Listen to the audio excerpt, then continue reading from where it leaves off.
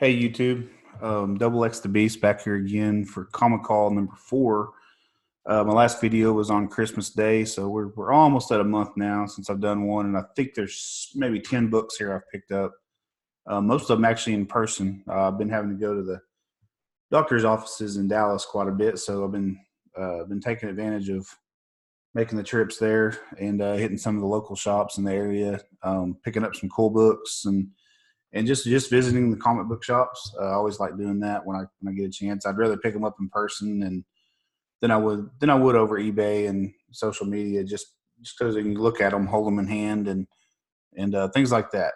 It's a pretty good mixture of different series: Incredible Hulk, Captain America, Nick Fury, Thor, Amazing Spider-Man, and Avengers. I think makes up all of this. So pretty cool group of books. Picked up two or three really nice ones that I've been wanting to add, and then some nice covers and different ones that caught my eye. First up, we'll do Incredible Hulk 115. This one looks really good in every way possible, except for you can see there's writing right here. I think I picked it up for maybe $5 or $10, and I always like this cover with the leader. Outside of that, there's a little bit of edge wear right here at the top, but the book is in pretty high grade. If it just didn't have the writing on it, it would certainly grade a lot higher. So, just a cool filler book. I'm gonna work on some of these full runs of Hulk and Avengers and Fantastic Four and some of those other ones at some point. So, it'll make a nice addition and pretty high grade. Just lose the eye appeal because of the writing, but very, very, very nice book. So this one is not a very nice book. Picked this up for like $5. I picked up a whole bunch of other books from one shop, and this one was there, and so I just went ahead and threw it in. This is one I definitely have to upgrade at some point. It's got considerable wear here, tons down the spine. Some color breaks here and there. Right there on the Hulk, you can see some. Just not in nice shape at all, but just it's another Steranko. That's really the only reason I grabbed it. I grabbed it because the Hulk and Captain America cover is really cool, but it's a Steranko, so I threw it in.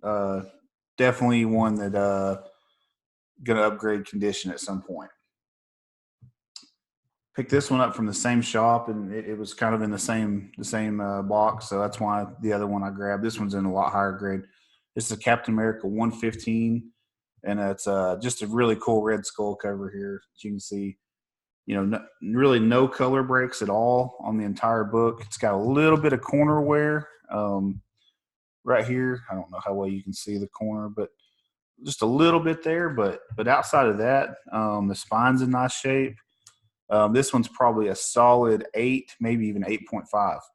And I think I picked it up for maybe $15, $20, something like that. So, I like picking up these nicer, little bit higher grade books that you get for good value that just have good eye appeal. And, in a great run of books there, Captain America, after he got back to his own series, I think, I don't know, was it 101, 102, whatever it is, through the 130s, or it's a really, really good run. So pick some of these up.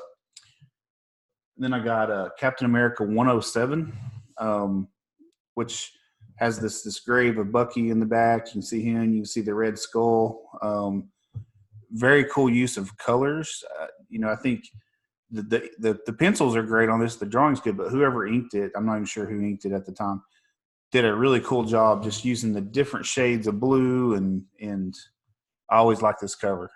Just really cool. It's got some color breaks right here along the top, some edge wear. The spine is near perfect. And very, very cool book. I think it's probably a 6, maybe 6.5, something like that. So nothing wrong with picking up books in that grade. So now I've got a few Steranko Nick Furies here coming up. This is issue number 7, and this one's in outstanding condition. Outside of one color break, right there, you can kind of see outside of that, it's in nice shape. The spine's perfect. I think it could use a pressing. It's got a couple of little spots where it just little bitty wrinkles, but nothing bad. I keep getting way in the camera, the light here in the shadows. But you can see it's a Steranko. This is a Salvador Dali kind of a cover swap that he did, artwork swap that he did, if I remember correctly. But if you've watched any of my other videos, I love everything Steranko does. I just think, and this is one of my favorites, just looking like he's fixing to fall off the edge of this, and all the weird shapes going on in the background, and the clouds that aren't really fluffy clouds, they're more straight lines. It's a very, very cool cover. And this is a good run of books also. All these Nick Fury's, probably the first, I think it only goes maybe to 18, I think, is the full run or something like that. But I know the first 10 or 15 are outstanding. This is issue number 6. This one's not in quite as good a shape because it's mainly because of the black cover. It's got some spine. You can see some spine issues, some wear there. But outside of that, and just one little crease here, it's in pretty nice shape. It's probably like a 5, maybe a 6 overall. Just the black makes it look a little bit worse. But really cool book. Another Steranko, of course, and just an outstanding storyline and cool cover. And then this is the last Steranko I believe I have, last Nick Fury coming up. And you can see his signature here. And this one's a really cool, just a cool image of him in the background, and you can see, this grave here, and it's just a really cool, more of a horror looking cover than it is a superhero cover. Very cool. And same as the 2 previous ones, just a really cool run of books and storylines. So definitely pick some of these up. They're not expensive at all for the most part. Mighty Thor 142, and this is a great cover of Super Skrull. Maybe the best Super Skrull cover. He's a really cool villain.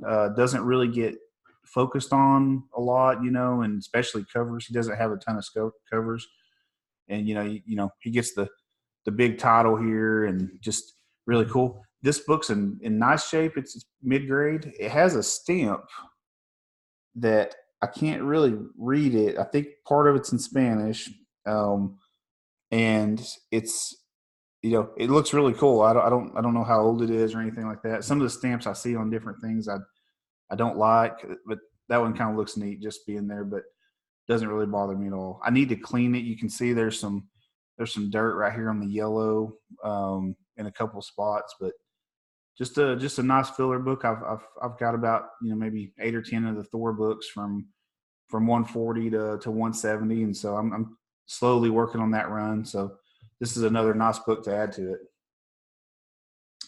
Same thing with this one. This really isn't like a significant book as far as a key or anything like that with Fantastic Four, but I've been working on the run slowly, just adding here and there, and I've been really adding anything with Doctor Doom on the cover or appearances. So this one's in nice shape. It's a solid 6, maybe 7, and just really bright colors. You can see Doom just looming in the background, hanging out back here. So another cool book. Just gonna add it to my collection. I think I gave $20 for it, $15-$20 for it, something like that. Okay, so I think I'm down to 4 books left, and they're all pretty nice ones. So this one is not really a significant book as far as X-Men run or anything like that, but this is X-Men 57, and I found this in a shop in Dallas and got to look it over really good. This thing it may be in 9.2, 9.4 condition. It is just outstanding condition. And I love anything with the Sentinels on the cover. And so it was a nice addition, but you can see the blacks. The blacks look great. The yellows look really clean and nice, and the whites look good. And so look at the edges on it. I mean, anytime you get these black borders, or black, a lot of black on the cover, like you see in between here, and it's tough. Probably the biggest issue with it is the spine does have a slight roll. You can see the roll to it a little bit. So I'll press it and send it in and just see what it comes back, because I think it's going to be a nice graded book. But really cool to see one and get to hold it and buy it in person. It's such high grade. So cool cover. The Sentinels, got a hold of Angel here. You can see all the other rest of the X-Men, over here. Seems like Angels, there's probably about 10 covers out of the first 65 X-Men books that Angel's in trouble. I don't know why, but that's just the way it works. So cool book. Up next is Amazing Spider-Man 100. Of course, it's the anniversary issue. Lots of black in the background for for potential color breaks, and this one really doesn't have any. It's got some wear, just a light wear. You can see right here on this edge, probably somebody holding the book right here or open it back a long time ago. It's got a little bit of corner wear right here, but nothing too major. Spider-Man's colors are really bright. There's a couple of minor issues here and there, just right here, but it's a solid, probably mid-grade book. Just overall, nothing crazy. But there's no one crazy flaw that takes away from it. It's just the cumulative effect of a little bit of wear here and there, and you can see the colors of Spider-Man just really stand out on that black. And of course, this is the first part of the infamous six-arm Spider-Man story that finishes in 101 or 102. It's 102 with the with Morbius coming in the next issue, and then finishing up in 102. So very cool story run. Probably most of you saw the Morbius trailer this week. So this one does not have Morbius in it, but it ties in directly into a very famous story of his. So cool book. Always cool to pick up these anniversary issues, and so that knocks off another somewhat key in my first 101 of the Amazing Spider-Man run. I think this one, I've got one more Amazing Spider-Man fixing show. I think that puts me at about 28%, something like that, out of the first 101. So slowly knocking them off. So I picked this one up in person as well. They're in Dallas at a shop, and it is in extremely high grade. They had it as an 8.5, I believe, and it may be a 9 after I press it. The main flaws there's two nicks at the top, one right here and one right there, that are equally apart. So I don't know if it was a machine, back when it was printing, that had caused the issues.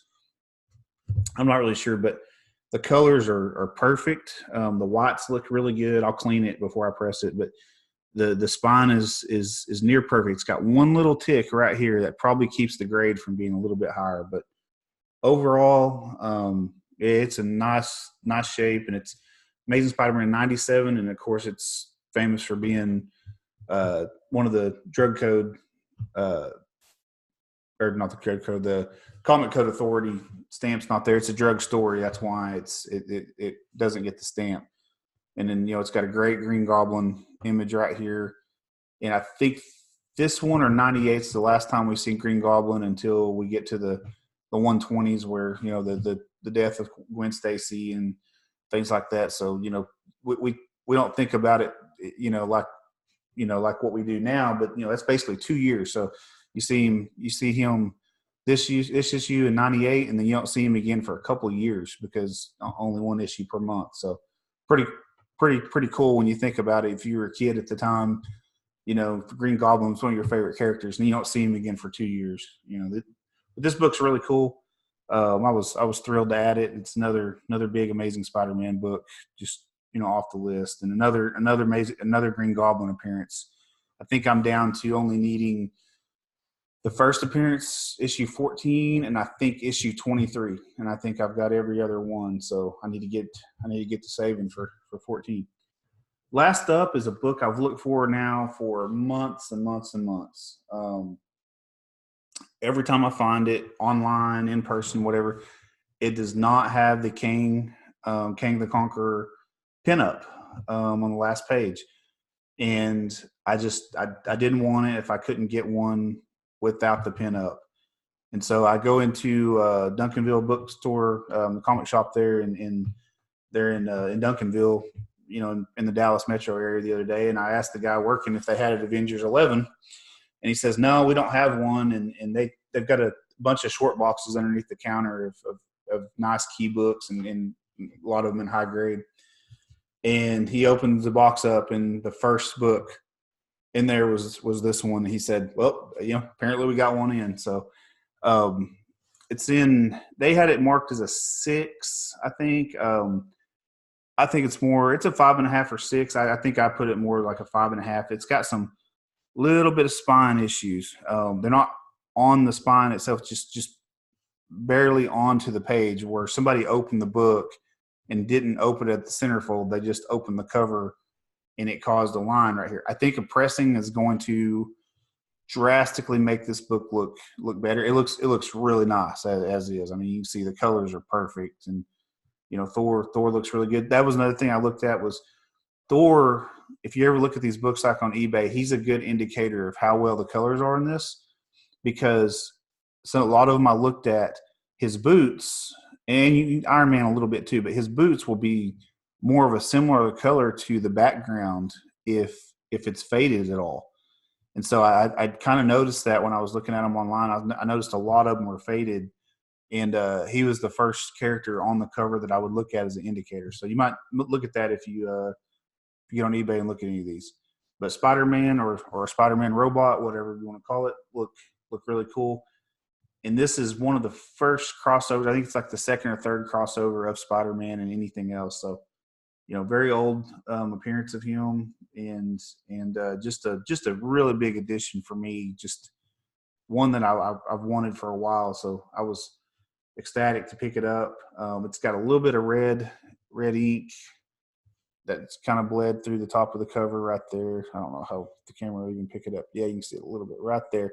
But hey, if you're not buying them graded, 8.5s, 9s, and higher, you're going to have some little flaws. You just have to decide if it's something you can live with. And I can live with all the flaws on that one just because it's such a cool book. So that's it for today's haul, guys. Let me know in the comments what you think.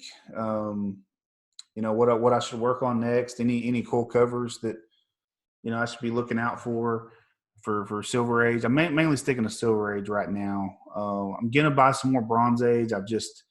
But everything I see that has a 10 or 12 cent cover right now just really gets me excited. And so that's kind of what I've stuck to, and that's what I'm gonna continue doing primarily. There are some major bronze keys that I need to pick up, but right now I'm mainly just doing Silver Age, just because I love them. So anyways, thanks everybody for watching.